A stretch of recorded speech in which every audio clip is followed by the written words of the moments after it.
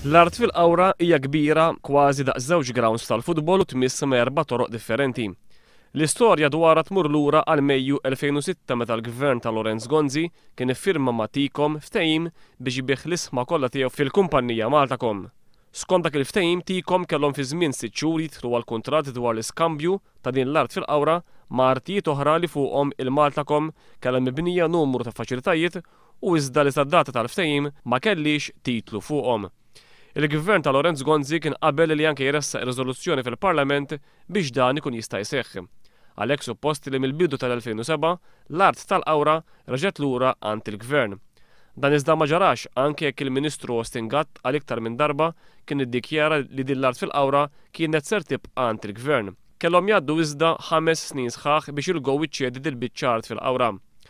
U biex isir dan, il-Go ħabbret li l-gvern se jkun qed jitrasferixxi lilha mal-11 il-biċċa proprjetà b'valur fis-suq ta' kważi 14 miljun euro.